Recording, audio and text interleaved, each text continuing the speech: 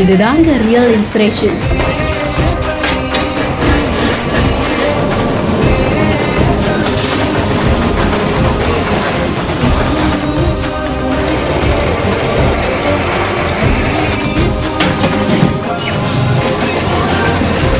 ID வேலையை உதறி தள்ளி முதலாளியாய் லாபம் ஈட்டும் பட்டதாரி இளைஞர்.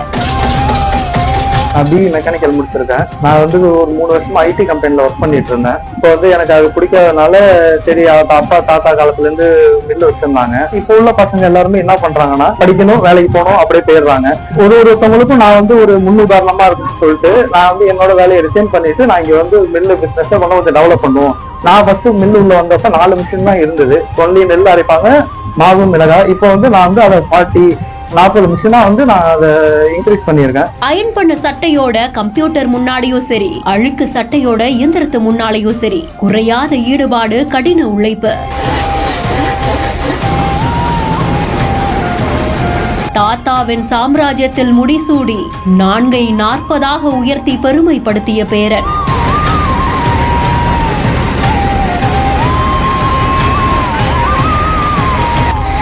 மயிலாடுதுறை மாவட்டம் தரங்கம்பாடி தாலுகா சமனார் கோவில் கீழமுட்டுக்கட்டு பகுதியை சேர்ந்தவங்க தான் பிஇ பொறியியல் பட்டதாரி ஆனா பிரகாஷ் அவர்கள். சில ஆண்டுகள் தனியார் ஐடி கம்பெனில வேலை செஞ்சவங்க சொந்த ஊருக்கு சொந்த தொழிலையே சாதிக்கணும்னு நினைச்சிருந்திருக்காங்க.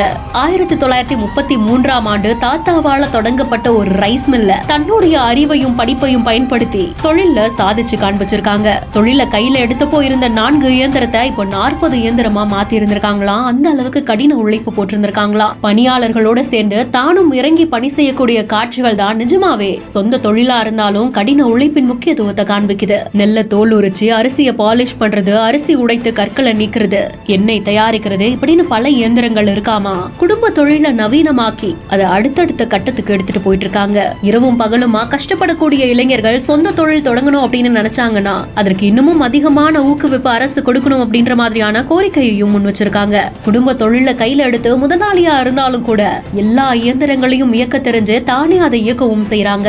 வெறுமனே தொழில் செய்யணுங்கிற ஆர்வம் மட்டும் இல்லாம அந்த தொழில் மேல இருக்கக்கூடிய ஈடுபாடு இதுல தெரியுது. அந்த ஈடுபாடு தானே வெற்றிக்கான அறிகுறி. இந்த ஸ்டோரி பத்தினா உங்களுடைய கருத்துக்களை கமெண்ட் செக்ஷன்ல சொல்லுங்க. மேலும் செய்திகளுக்கு பிஹைண்ட் நோட்ஸை ஃபாலோ பண்ணிக்கோங்க.